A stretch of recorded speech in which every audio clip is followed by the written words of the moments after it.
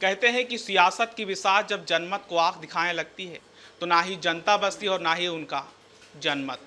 बिहार के मुख्यमंत्री नीतीश कुमार ने एक बार फिर पाला बदलकर एनडीए के साथ चले गए और उन्होंने इस बार कहा है कि हम अपने घर में लौट आए। बिहार की राजनीति को लेकर के विस्तार से जानकारी देने के लिए हमारे साथ मैक्स महाराष्ट्र के कार्यकारी संपादक मनोज भोयर जी मौजूद हैं। सर, बिहार की राजनीति में एक बार फिर उलटफेर हुआ, इसको लेकर के आप क्या कहना चाहेंगे? देखिएगा, वो इंडिया के निमंत्रक थे और एक बड़ी पोजीशन होती है किसी भी फ्रंट के लिए। और निमंत्रक होने का मतलब है, आपने देखा होगा कि वाजपेयी के काल में एनडीए का निमंत्रक होता था, या कांग्रेस के इसमें भी एक निमंत्रक कन्वेनर की एक बड़ी पोस्ट होती थी, जो कि तमाम अलायंस पार्टी को, घटक दलों को जोड़ने के लिए एक पद होता है जो बड़ा इंपॉर्टेंट होता है, जो तमाम पार्टियों को एक साथ जोड़ता है। अभी वो इंडिया आघाड़ी के लिए नीतीश कुमार जोड़ने वाले थे कि एनडीए के लिए, ये सवाल सबसे बड़ा पैदा हो गया, निर्माण हुआ है। दूसरी बात कि नीतीश कुमार की राजनीति अगर आपने देखी होगी तो 2020 में वो बीजेपी के साथ में उनका बिहार के विधानसभा चुनाव में गठबंधन था और बीजेपी के साथ में उन्होंने सत्ता स्थापित की, लेकिन बाद में अनबन हुई। उनको ऐसा लगा कि बीजेपी उनके पार्टी को धीरे धीरे खत्म कर रही, क्योंकि केवल 40 सीटें मिली थी विधानसभा में, उसके बावजूद भी वो मुख्यमंत्री उनको बनाया गया था, लेकिन सीटें घटी थी। लेकिन बीजेपी को 74 के आसपास और 75 के आसपास लालू प्रसाद यादव के आरजेडी को सीटें मिली थी। बीजेपी के साथ गठबंधन, सत्ता में आसीन हुए थे, मुख्यमंत्री के चेयर पर बैठे थे कुर्सी पे। उसके बाद में फिर उनके साथ में नाता तोड़ा गए लालू प्रसाद यादव के आरजेडी को, तेजस्विनी यादव उप मुख्यमंत्री बने। लेकिन बाद में लालू यादव ने, ऐसा कहा जा रहा है कि लालू यादव ने कहा कि मुख्यमंत्री आप इनको बनाइए, तेजस्विनी यादव को, और आप राष्ट्रीय स्तर पर आपकी जिम्मेदारी निभाइए। वो भी हुआ नहीं, वचन दिया था, शायद पता नहीं क्या हुआ, नागवर गुजरा वो न्योता उनका, तो उन्होंने इशारा ही दिया था लालू प्रसाद यादव ने, और फिर वो बीजेपी के साथ में गए। जाने के पहले ये चर्चा थी कि नीतीश कुमार ये जाने वाले थे और आखिर में वो चले गए। और उसके पहले इंडिया आघाड़ी में जो अलग अलग घटक पक्ष कांग्रेस के लोग बोल रहे थे कि नहीं, हमारी उनके साथ चर्चा शुरू थी। लेकिन मन ही मन कांग्रेस को और बाकी पार्टियों को ये पता था कि नीतीश कुमार अपने साथ नहीं रहेंगे। अब नीतीश कुमार ने जवाब क्या दिया कि जो हमने तय किया था इंडिया आघाड़ी में वो हो नहीं रहा था। हालांकि नीतीश कुमार को ये महत्वाकांक्षा थी कि उनको प्रधानमंत्री का चेहरा बनाया जाएगा, वो बनाया नहीं। खलल डाला केजरीवाल ने और ममता बनर्जी ने। ममता बनर्जी का भी इंडिया आघाड़ी में कुछ कहा नहीं जा रहा, और बाद में पंजाब में अपने दम पर पूरी सीटें लोकसभा का चुनाव वो लड़ेंगे, ये कहा गया था। तो इंडिया आघाड़ी जिस तरीके से डिवाइडेड हो रही है, जिस तरीके से उसका विभाजन हो रहा है, जो बड़े बड़े चेहरे हैं बड़े बड़े पार्टियों के जिनकी राज्य में कमान है, जैसे केजरीवाल है, भगवंत सिंह मान है, ममता बनर्जी है, ये सारे मुख्यमंत्री है चारों।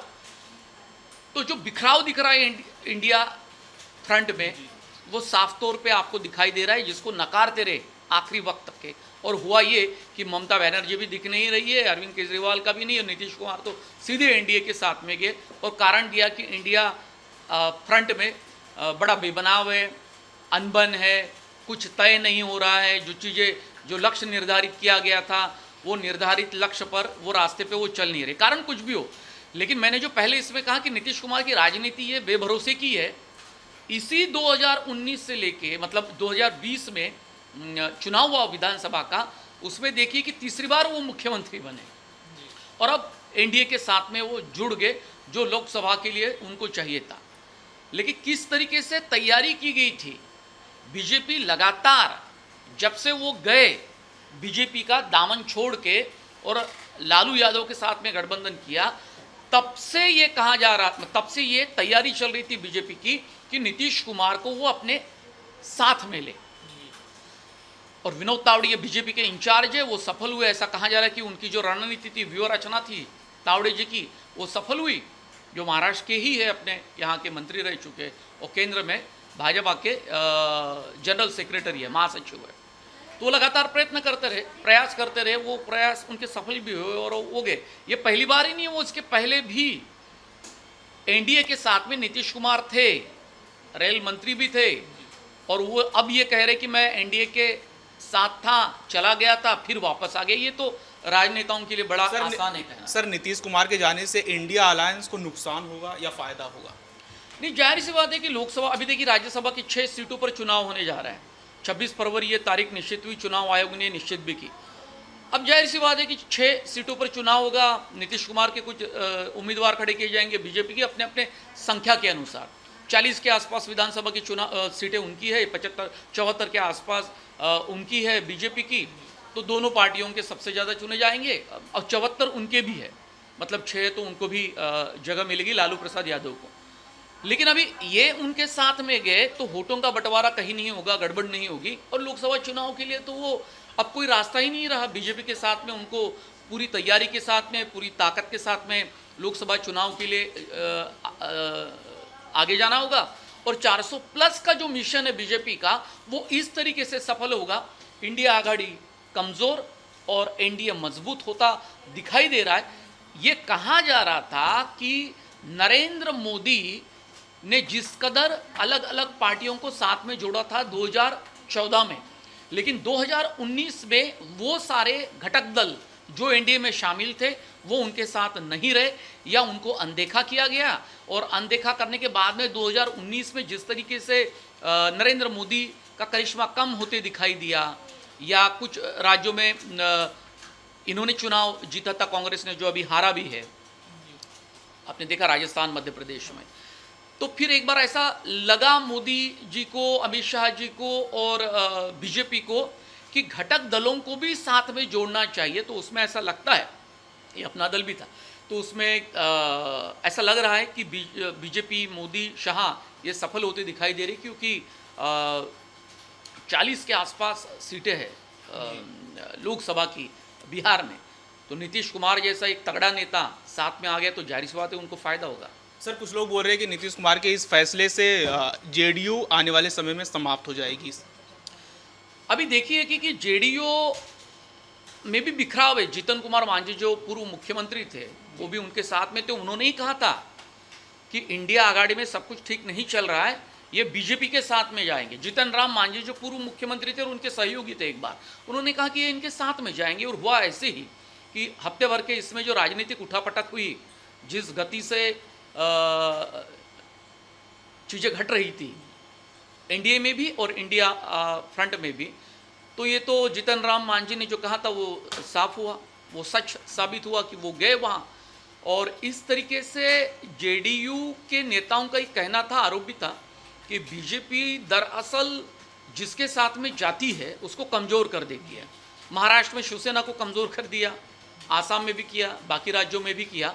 और ये डर हमेशा गठबंधन की राजनीति में बीजेपी और अन्य घटक दलों के, ये हमेशा बात कही जाती है कि वो उस पार्टी को कमज़ोर करती है और अपने पार्टी को बढ़ा देती है, सीटें, पार्टी की ताकत को। तो ये डर था, डर की वजह से वो गए लालू प्रसाद यादव के साथ में।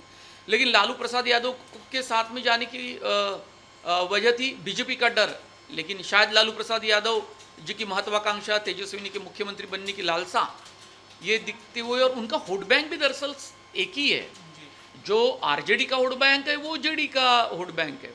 तो उसी वोट बैंक को अपने साथ में बीजेपी ने लेकर एक बड़ा दाव खेला है, जिसमें सफल हुए हैं।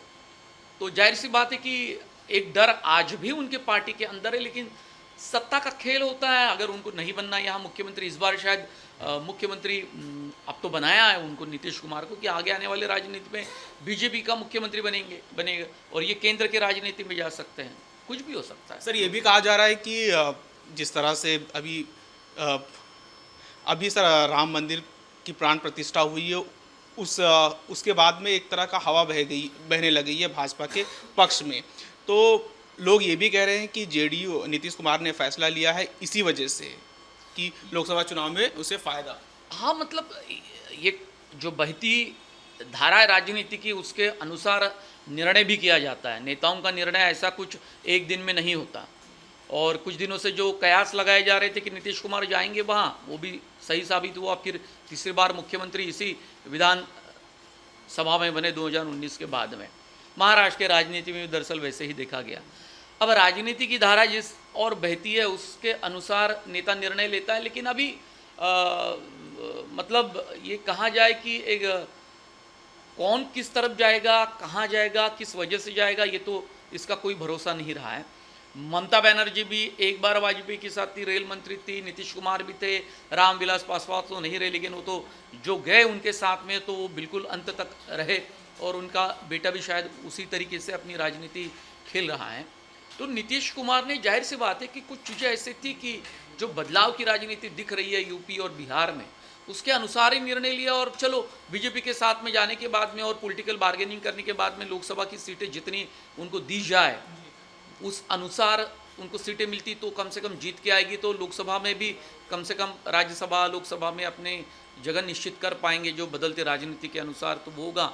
बहुत कुछ लॉस करने से, खोने से अच्छा है कि कुछ तो कायम रखा जाए, कायम रखने के लिए कोशिश की जाए, और उसके लिए जिस पार्टी के साथ जाना होगा सत्ता में आसीन, या जो प्रभाव प्रभाव है, जिसकी ताकत ज़्यादा है, उनको बीजेपी लगी, उनके साथ में गए। मायावती ने भी कहा कि राम मंदिर के कहीं किसी कार्यक्रम को हमारा विरोध नहीं है, और शायद बाबरी मस्जिद के ऊपर अगर कोई कार्यक्रम होता है तो हम उनमें भी जाएंगे, उनको भी हमारा समर्थन रहेगा। बिहार के राजनीति में जैसे वो दिख रहा है, तो उत्तर प्रदेश के राजनीति में मायावती भी अभी सक्रिय होते दिख रही। बहुत बदलाव अलग अलग तरीके से अपने को अलग अलग राज्यों में, जो बड़े राज्य हैं जिनमें लोकसभा की सीटें सबसे ज़्यादा है, वहाँ दिख रहे हैं। सर एक अंतिम सवाल मैं आपसे पूछना चाहता हूँ सर, इंडिया अलायंस में और भी ऐसे कुछ दल हैं जो एनडीए के साथ में जा सकते हैं? अब देखिएगा कि ममता बनर्जी ने कहा कि हम अपने दम पर लोकसभा का चुनाव लड़ेंगे। कांग्रेस ने 10-12 सीटें मांगी थी, लेकिन वो 2-3 सीटें ही देने के लिए तैयार थे। और दूसरी बात कि भगवंत सिंह मान, जो कि पंजाब के मुख्यमंत्री है और आम आदमी पार्टी के बड़े नेता हैं, उन्होंने भी कहा कि हम अपने दम पर चुनाव लड़ेंगे। तो पंजाब में भी जगह उनको नहीं है कांग्रेस को, वहाँ पश्चिम बंगाल में भी नहीं है, और यहाँ भी नहीं है, मतलब उत्तर प्रदेश में भी नहीं है। नीतीश कुमार जो घटक थे वहाँ भी वो चले गए। अब उत्तर प्रदेश में कितनी सीटें लोकसभा की मिलती है, जाहिर सी बात है कि कम ही सीटें कांग्रेस को दी जाएगी।